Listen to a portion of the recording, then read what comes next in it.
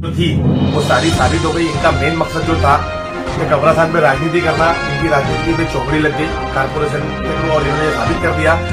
और 2023 में अधिकारी लाके दे तो इसकी इंक्वायरी किया जाए कि 2016 का पेपर कहाँ से आया, कौन सा सही है कौन सा गलत है। जय हिंद दोस्तों, मैं हूं परवेश शेख। मुंबई मुद्दा में आप सभी का स्वागत है। दोस्तों, आज हम मुंब्रा पुलिस स्टेशन के बाहर खड़े हैं। यहाँ पर आने की वजह यह है कि आप सभी को पता होगा कि मीडिया में काफ़ी चर्चित मसला जो है कब्रिस्तान और स्लाटर हाउस का, जिसको देखते हुए सैफ पठान ने मुंब्रा स्टेशन के बाहर कई दिनों से धरने पर बैठे हुए।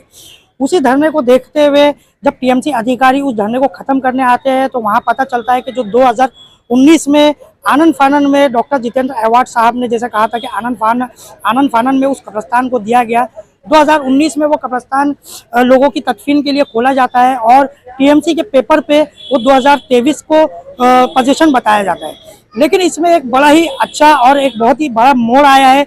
मोड़ इस तरह से आया है कि एनसीपी शरद पवार गुट के अयाज बबलू नामी एक व्यक्ति है, जिन्होंने कई दिनों से व्हाट्सएप पर एक पेज चला रहे हैं और पोजीशन पेज वो ये है कि कब्रिस्तान को 2016 में मान्यता मिली है।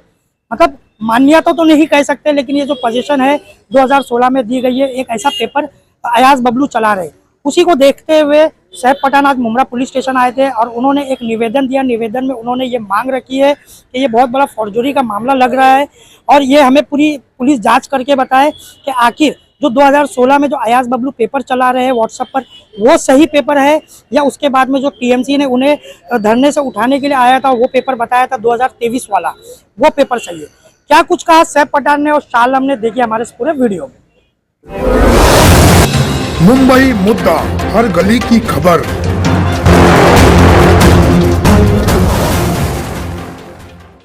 सैफ भाई, आज आप मुंब्रा स्टेशन के बाहर तो धरने पे बैठे थे, वो छोड़कर आज आप मुंब्रा पुलिस स्टेशन आए, क्या वजह है मुंब्रा पुलिस स्टेशन की आने की, क्या बताओगे? जी देखिए कि जैसा आप लोगों को पता होगा कि पिछले 8 दिनों से हम लोग मुंब्रा एम गेट पे कब्रिस्तान की मान्यता को लेकर के धरना आंदोलन किए हुए हैं और आप लोगों के माध्यम से हम लोग देख रहे हैं, कुछ न्यूज़ पे, कुछ सोशल मीडिया पे, जो एनसीपी के कार्यकर्ता है शाकिर शेख और वो अयाज बबलू,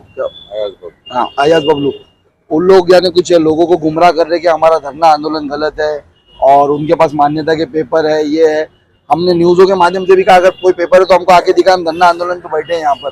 वो हमको पेपर नहीं दिखाया। ऐसा हुआ कि हमारे धरना आंदोलन के 6ठे दिन आप लोगों ने देखा कि जो टीएमसी के अधिकारी है, मुंब्रा प्रभाग समिति एएमसी, बालू पिक्चर, डिप्टी इंजीनियर अंजुम मोमिन और गिरी भाई और उनके कुछ सहयोगी आए और उन लोगों ने हमें धरना आंदोलन वापस लेने के लिए कहा और हमको ये पोजीशन लेटर दिखाया उन्होंने।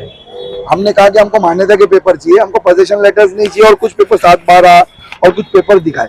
हमने पेपर लिया, हम बोले कि ये हमारे लिए सेटिस्फेक्शन नहीं है कि हम यानी मान्यता मांग रहे और हमको पोजीशन पावती बता रहे हैं। वो हुआ और उसके बाद आप देखिए कि जो उन्होंने पोजीशन लेटर हमको दिखाया है, आप देख सकते हैं कब्रिस्तान 2019 में चालू हुआ है और कब्रिस्तान का पोजीशन 2023 का बताया जा रहा है, जो मैंने आप लोगों को ऑलरेडी बताया। अब हमको सोशल मीडिया से पता चलता है कि यही यानी एनसीपी के जो कार्यकर्ता है अयाज बबलू, वो अपने सोशल मीडिया पे व्हाट्सएप के जरिए एक पोजीशन लेटर कई दिनों से चला रहे थे जब से हम धरने पे है और लोगों को बता रहे थे कि उनके पास ये पेपर है, वो गुमराह कर रहे हैं। और ये वो पोजीशन लेटर, उनके व्हाट्सएप का नंबर है, देखिए आप व्हाट्सएप से ग्रुप में है और ये लेटर वो चला रहे हैं जिसपे पोजीशन की डेट जो है 12 मई 2016। अब ऐसा कभी होता नहीं कि एक ही म्युनिसिपल कॉर्पोरेशन के अंदर एक ही रिजर्वेशन के ऊपर, एक ही सर्वे नंबर के ऊपर 2 बार पोजीशन लिए जाए एक ही मालिक से। तो हम यहाँ पर आए थे कि हमको तो म्युनिसिपल कॉर्पोरेशन की तरफ से मिला, अधिकारियों ने दिया, हमारे पास उनका वीडियो और सब है हमारे को देते हुए। तो ये पोजीशन लेटर कहाँ से आया?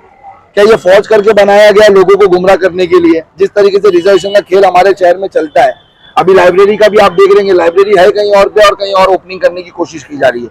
क्या इसी तरीके से, जिस तरीके से मैंने आपको कितने हवाल दिया है, क्या हॉकर्स मार्केट तोड़ दिया गया बना करके, ये ऐसा पेपर बना करके एनसीपी गुमराह करते आई है। तो ये फॉर्ज है, गवर्नमेंट पेपर, इस पे एफआईआर होना चाहिए। हम वो एफआईआर के लिए आए थे। तो जो यहाँ पर हमारे स्टेशन हाउस पे जो मैडम बैठे हैं, उन्होंने हमसे एप्लीकेशन रिटर्न में मांगा, हमने उनको एप्लीकेशन दिया है। उन्होंने हमसे कहा कि वो आज के आज तफसील करके उसके बाद एफआईआर लेगी कि वो टीएमसी से भी मांगेगी जो आपने लेटर दिया ओरिजिनल कौन सा है। हम उसके लिए आए थे। टीएमसी जो अधिकारी आए थे, आपको क्या आश्वासन दिए गए थे? टीएमसी अधिकारियों ने हमको यही बताया, उन्होंने कहा है कि वो आएंगे, हमको, हमने मान्यता के पेपर मांगे, हमने पोजीशन लेटर नहीं मांगे। लेकिन आप देखिए पोजीशन लेटर जो उन्होंने दिया उस पर दोनों पे डेट अलग है, एक 2016 की और एक 2023 की। तो एक गुमराह करने का क्या 2016 से जो हम इल्जाम लगा रहे थे कि जितेंद्र अवार्ड पेपरों का हेरफेर करके, जगह का हेरफेर करके यहाँ पर कब्रिस्तान स्लाटर हाउस की जगह पे बना रहे, तो क्या ये उसी में बनाए हुए झूठे पेपर है जो उनके ही कार्यकर्ता चला रहे, उनके नंबर से चला रहे? ये आप देखिए सवाल ये भी पैदा व्हाट्सएप होता है ग्रुप। कि जो कब्रिस्तान 2019 में जब शुरू हुआ तो 2016 का पोजीशन लेटर कैसे हो सकता है? 16 में तो हम वही कह रहे हैं ना, स्लाटर हाउस था वहां पर। 16 में तो वहां पर स्लाटर हाउस के अलावा बात ही नहीं थी। जो भी उसका जो भी चालू हुआ वो 17 के बाद चालू हुआ। तो 16 का पेपर कहाँ से आया? कब्रिस्तान की जगह का है। अभी देखिए वो मुद्दा हम लोगों ने ये कहा है कि हमको स्लाटर हाउस की जगह बता दीजिए, आप कहाँ पर रिशिफ्ट कर रहे हो, जो कमिश्नर ने कहा है। और कब्रिस्तान जहाँ पर अभी 6000 लोगों को दफना दिया गया है, अब मरूमीन के साथ हम छेड़छाड़ नहीं कर सकते, तो वहां पर कब्रिस्तान की मान्यता दे दी जाए। हमारी मांगनी ये है। तो धरना आंदोलन जो चालू है उसके बारे में आप क्या कहना चाहते देखिए, तमाम शहर को मालूम है आज 8 दिन से एमआईएम पार्टी धरना आंदोलन कर रही है कब्रिस्तान की मान्यता को लेके। तो कुछ 2-4 दिन से ये एक सर्वे चल रहा था कि 2016 में जो पेपर चल रहा था कि ये कब्रिस्तान की मान्यता है, या जो उसका ये मिला पेपर सोशल मीडिया पे ताबा पावती जो चल रही थी वो 2016 की थी। कब्रिस्तान हमारा चालू हुआ 2019 में, और 2023 में अभी जो हमको अधिकारियों ने ला के पेपर दिया वो 2023 का। हम ये कह रहे कि जो स्लेटर हाउस और कब्रिस्तान जहाँ पे रिजर्वेशन थी यूडी से जो पास हुई थी, जहाँ पे लीगल पेपर था, तो उस जगह से जब तुमने शिफ्ट किया तो क्या आपने इस कब्रिस्तान को यूडी में लाए? क्या आपने यहाँ से महासभा के ठहराव में ला के पास कराया क्या वो जगह? हम ये मांग रहे कि अगर 56, 57, 58 के ऊपर आपने जो पेपर दिखाया हमको कि ये कब्रिस्तान है, शिफ्ट किया गया, तो उसकी मान्यता करके दे दो हमको। जिस तरीके से यहाँ पे जो कब्रिस्तान लीगल पास हुई थी और स्लेटर हाउस ये यहाँ पे एमएम वैली के हिस्से में, वो इस तरीके से हमको वहां से परमिशन करके दो ना। हम तो यही अर्बन डेवलपमेंट से नुकसान क्यों नहीं होगा? आज खुदा ना खास्ता इन फ्यूचर जिस तरीके से भिवंडी के अंदर कब्रिस्तान का हुआ था, वहां पे कमिश्नर ने वो डाल के चले गया था कि यहाँ के पुलिस स्टेशन का रिजर्वेशन है। अब वहाँ कब्रिस्तान थी 10 साल चलने 10 साल कब्रिस्तान थी। उसी तरीके से हमारी जो ये कब्रिस्तान चल रही है, हम ये कह रहे कि जो कब्रिस्तान आपने दिया, हमारा विरोध था कि खाड़ी में था, लेकिन जब वहाँ कब्रिस्तान बन गए, लोग दफन हो रहे, तो उसको लीगल करके तो हम ये मांग कर रहे। हमारी सिंपल सी मांग है कि जब तक मांग अभी पुलिस स्टेशन में हमने ये एप्लीकेशन दिया है जो कब्रिस्तान के ऊपर ये जो पेपर चला रहे कि 2016 में इसकी मान्यता है और 2023 में अधिकारी लाके दे, तो इसकी इंक्वायरी किया जाए कि 2016 का पेपर कहाँ से आया, कौन सा सही है, कौन सा गलत है।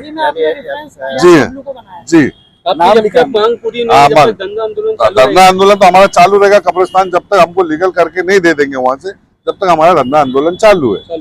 बिल्कुल सब मान्यता है ना, उसको लिख के दे रहे ना भाई। आपको आरटीआई निकाले, आरटीआई किसको कहते हैं? आरटीआई जब कुछ मिलता है तो उसकी मान्यता होती है, समझ रहे बात आप?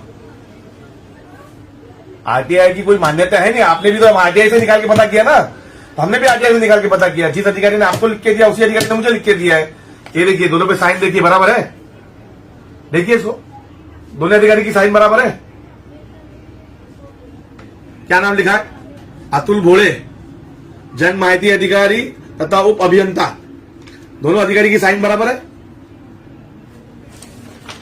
इसी अधिकारी ने मुझे लिख के दिया ना, जो आपने मांगा मुझे भी लिख के दिया। आपने मांगा कौसा में किधर है, उसने लिख के दिया कौसा के अंदर जमीन का काम चालू है, बिल्डिंग का काम चालू है, लिख के दिया ना। आपने अगर उसको मुमरा का मांगा रहता तो आपको बराबर पता था कि मुमरा के अंदर कब्रिस्तान है 55, 56, 57, 58 के अंदर। ये मैं आपको उसका डीपी प्लान दिखाता हूं। ये देखिए, ये कौसा गांव, ये दिख रहा है कौसा, ब्लैक लाइन दिख रही है आपको? ये ब्लैक लाइन गई है, ये सारी ब्लैक लाइन। ये रहा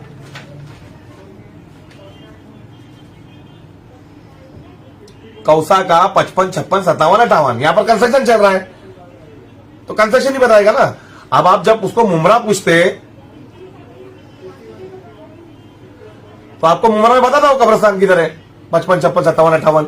ये जो चीजें कब्रिस्तान के ताल्लुक से जो थी वो सारी साबित हो गई। इनका मेन मकसद जो था कि कब्रिस्तान पे राजनीति करना, इनकी राजनीति पे चौकड़ी लग गई कारपोरेशन के थ्रू, और इन्होंने ये साबित कर दिया कि हम राजनीति हमको करने नहीं आती है। आप राजनीति नहीं कर सकते। आप लोग अपना चुपचाप जो आवाम के ताल्लुक से जो तुमको कामकाज करना है वो करो। आप लोग ये बड़ी सियासत में पढ़ने के चक्कर में या सब किसी की और के बहकाव में आने के चक्कर में सब काम जो खराब कर रहे हैं इसको मत करो। मेरा कहना है मुमरा कौसा को अल्हम्दुलिल्लाह बहुत अच्छा कब्रिस्तान मिला है, बहुत अच्छा कब्रिस्तान वो है। कोविड के टाइम पे 2019-20 के बाद में वहां पर अगर ये कब्रिस्तान नहीं होता तो यहाँ वहां की जो कोविड की जो मैयती थी कहाँ जाती। अल्लाह ने अल्हम्दुलिल्लाह हमारे शहर के लिए बहुत अच्छा कब्रिस्तान दिया है, उसका यूटिलाइज करो, उस पर राजनीति करना बंद करो। अच्छा, एम वली का कब्रिस्तान किसमें है? मुमरा में?